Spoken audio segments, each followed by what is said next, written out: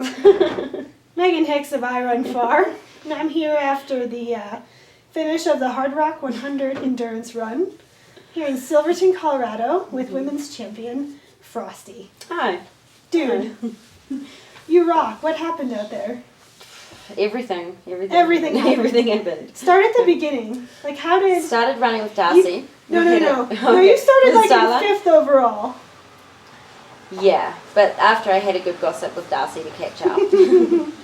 And then, I was excited about the day. So you told me at the start line, oh, I'm going to start slow. And then somebody told me about 10 miles later that you came through in 5th place. Yeah, but I was still not running fast. I felt like I was very comfortable at that point. I felt happy to be going. The first couple climbs of the race were really familiar to you. Yeah. You practiced them in training a lot. You just felt really good out there? Yeah, and I guess they were familiar, and we'd done a lot of training because we couldn't get up and over them because of all the snow that had been there for so long. So, and we'd camped a lot down in Cunningham with Billy and hung out with you guys down there with campfires and stuff. So it was nice, and it's so cool to like get the race started, see your crew down there. Coming down into that, into Cunningham is pretty cool because you can see them for ages. And it was just so nice to get the day started there. After that, you did a big climb to Green Mountain, which in my opinion is one of the best views of the Hardrock course. Stunning. What was going through your head? It's early in the morning. Yeah. There's fresh snow up there. You're feeling really good. You're running like your dream race. You've been wanting to get in Hardrock. What's going through your mind? I think at that point, like, I hadn't gone over green from there, so I was going into the unknown. And Rock Horton had said to me before the race, like, don't worry, don't panic. He knows what I'm like. He knows I like to see every little inch of a race just to make me feel confident. And so he knew that was a bit of a confidence barrier for me going into the race, that I hadn't seen the whole course. And he'd said, look, don't worry, it's magical to see something new. And that's exactly what it was, like going up green. It was like a yellow carpet with all the flowers that have just bloomed with the snow melting. And then heading down into Maggie's from there and all the way over to Pole Creek into Sherman. I hadn't done any of that, and it was just absolutely stunning through there. So that was a real magical treat for the first part of the race. Pole Creek kind of gets a bad rap. It's a kind of way back there. It's pretty remote. Like, not a lot of people get to train on it because it's hard to get to. Yeah. There was threats of it being super muddy and super wet. But what did you think of being back there? Like, you saw it for the first time during the race. Yeah, it was stunning. It actually surprised me at how runnable it was. When everyone, I think, thinks of Hardrock, they just think it's a long day out hiking. It's actually a lot of running too. And through that was hours of just stunning, beautiful, great running. It was, you're out there in the wilderness, there's no one there, there's probably lots of animals, but didn't like to think about that. They're looking at you. Yeah, exactly. So, that was a really nice part. I was with Coop, Stepanowicz, and Meltzer through there, so we had a really nice cruise through there with the guys. It was good fun. You ran some fast splits back there, and you were still inside the men's top 10, the top 10 overall. You must have been feeling good. I was just feeling great, I had my food and my water and all my gear under control, and I felt like I was totally with it. I had no aches and pains, and I was just really loving it, So the next stretch is the road stretch from Sherman up to the base of Handies, and then the climb to Handies. Handies is a turning point in the race going this direction, but I think you felt well going both up it and down it and had good weather. Yeah, I think Handies is the place on the whole entire Hardrock course that scares me shitless. Like, I'm just scared that it's going to blow apart with lightning up there and I'm going to get blown off the mountain. So to get up there and over there without that happening was such a breath for me. I could stand on the top, take a moment just to kind of say thank you to the Mother Nature and say, okay, I'm here, I haven't been blown off the top, now I can continue with the race. Because until that was all I was thinking about. I wanted to get over Handies before the storm hit. So to finally get over there, and I mean, the views from up there are absolutely stunning. It was my first 14er. That was my welcome to Hardrock run that I did 3 years ago. When I actually realised that was the Hardrock course and said, that's the race I want to do. And since then, being on the top of Handies, it's been in my blood to race Hardrock. So it was a nice point in the race to get to. Awesome. Yeah. descent to Ouray and then the ascent out of Ouray up towards the base of Virginius is like pretty damn tough. You basically drop nearly a mile and gain nearly a mile. Yeah. But your splits through there were also still strong, and there were no girls gaining on you. You must have been doing well. I just wanted to get down into Ouray. It's a long, long, long way, and it just carries on and on and on. So I was happy to get down there. Then things started really falling apart coming out on Camp Bird Road. That's when you started feeling bad? Yeah, mentally I fell apart. I didn't want to be on that road at all. I just wanted to be on the single trail. And as soon as I would hit something that was like a single trail, I just felt like everything pick up again. So it's like 11 miles from Ouray to the top of Virginius, climbing non-stop. And it's a brutally long way back up there. So when we find, and it gets dark up there as well, so you know it's, okay, we're going into the nighttime, it's going to get cold. Virginius was just covered in snow, and it's pretty steep up there. You can see the aid station miles above you, and you're like, is that a star or is that the actual aid station? So you're already thinking, man, that's a long way to go. But what a treat when you get up there. I think I basically got up there and collapsed onto their mattress and nearly passed out. But you get served like whatever you want up there. It's incredible. So yeah, that's a really special place to actually get to as well, even though I was feeling terrible at that point. You were still feeling terrible when you got to Telluride. You said earlier today, just in chatting with you, that you don't really have awareness of what happened at Telluride. No, my legs decided to give up, like my quads coming down into Telluride, and I was thinking, oh, this is not good, this is early for my legs to start blowing out. I got into Telluride and I don't really remember what was going on, but I remember it being like a circus in there. And just saying, I think I said something like, wow, this is a circus. I don't think I picked up anything that I was going to pick up or drank or ate anything that I thought I would eat. I think I just got overwhelmed by the circus there and left.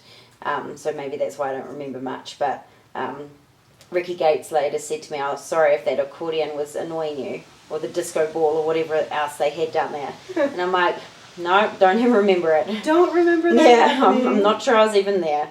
So yeah, I think just I was getting tired at that point. Darcy Pique was gaining on you then. Her splits were very close to you at Telluride. Yeah. And then she saw you and you saw her not too long after that. Where exactly did that pass happen? We were up in the snowy basin just below Oscar's Pass. I started suffering big time there. I've never ever wanted to fall asleep, like tired, fall asleep in a race. And going up that hill, I just wanted to sleep. And I had my pacer Eric Skaggs at that point, so I'd had Gavin McKenzie already from Ouray to Telluride. So he really was just patient and just got me through that bit and kind of pushed me down the hill. Then Skaggs was really patient and dragging me up the hill and really had to get in my face and say to me, you can't sleep here, you're going to get hypothermic, because it was freezing. I had really all my clothes on.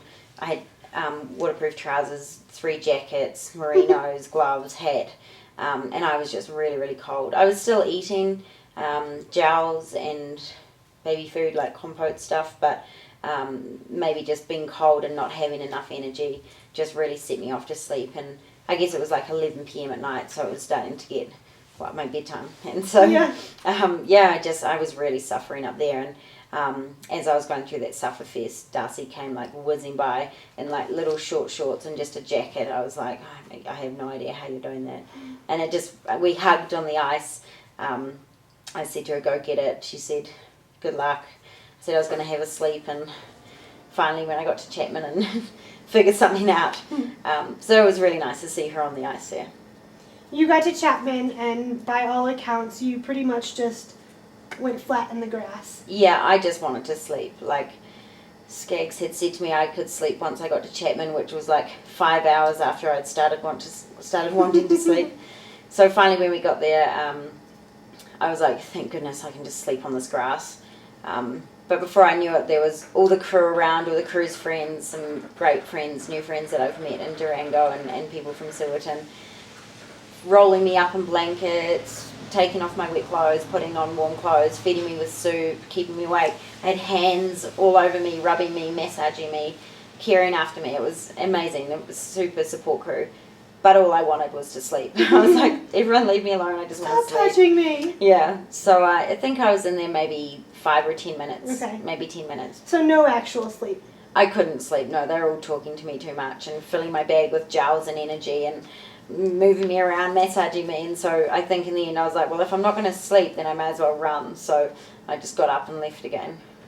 So what Darcy said was the next climb that she was very near to the top of Grant Swamp Pass, and she looked back and saw you there. Yeah. And she said that all of a sudden you just changed your pace, like sped up, and she could tell that you had seen her. Yeah.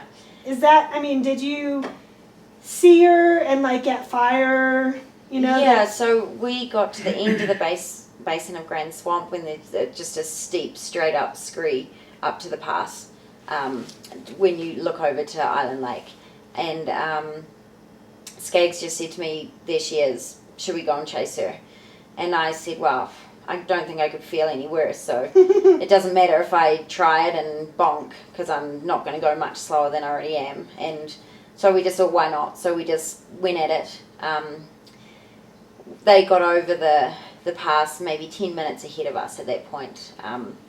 And we hadn't necessarily put the hammer down, but we were I was thinking about it, I guess, at that point.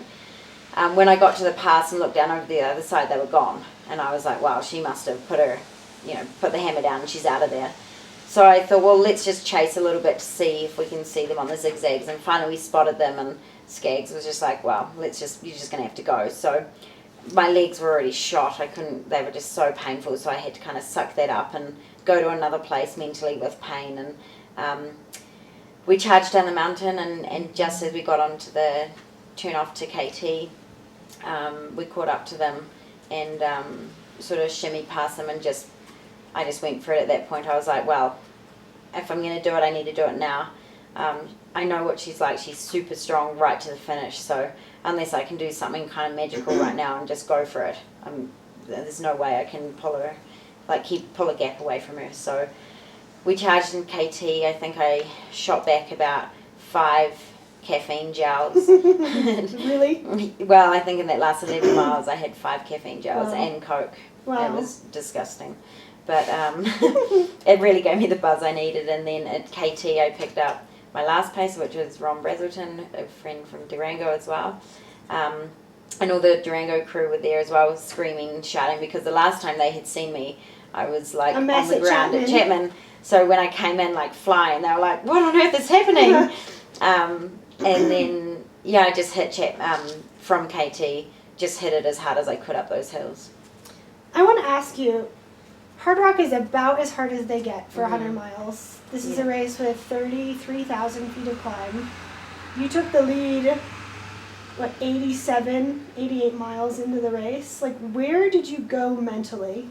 Like, where did you find the strength to do that? I don't really know. I think it wasn't necessarily a decision that I had made, but it was that I knew that there were so many people there wanting it for me, not just there at the race, but the Solomon family, all the crew that were there, my mum and dad were there, my family at home, my sister, all my friends and family that were on Twitter and looking at Iron Fire and saying, come on, you can do it. Just wishing me on. And I think, for me, the running, and especially a race like this, is absolutely not solo. It's not an individual event. Like, you can't do it.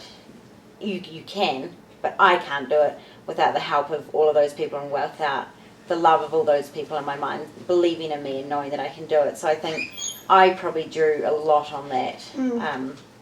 It certainly wasn't like, Annie, you can do this, come on, let's go. There was nothing like that. It was just like, well, it's now or never. You've got to give this a go. You can't feel any worse than you already do. Cheers to that. Cheers to that. Cheers to the Hardrock community, the Hardrock family. Absolutely. You're part of it now. Yeah, well, I think as soon as you come here and you feel it and you have a passion for that, and it's, great wine supplied by Iron Fire. I think when you come and you get involved and not necessarily as a runner, but as a aid station crew or helping at the finishing line, you become part of this Hardrock family. And every step that you're taking is like a passionate step through those mountains that all those other people are taking somehow, whether it's pacing or crewing. Yeah. Well, you're now a part of it. Congratulations to you. Thank you. One final question for you. Yeah. I know it's just 30 hours or so after you're finished. Yeah. But by winning this race, you've earned yourself a free entry to the 2016 edition. Yeah. Do you think we'll see Anna Frost here again? Yes. If you'd asked me that yesterday, I would have said absolutely no. Today, this morning, when I first stood up on my feet, or tried to stand on my feet, it was absolutely no. But now after a glass of wine, then it's a yes. Okay. Yeah. Congratulations again. Thank Thanks, you. Anna. And to you too. Well done. I'm very proud of you. We're Hard Rockers. Yes.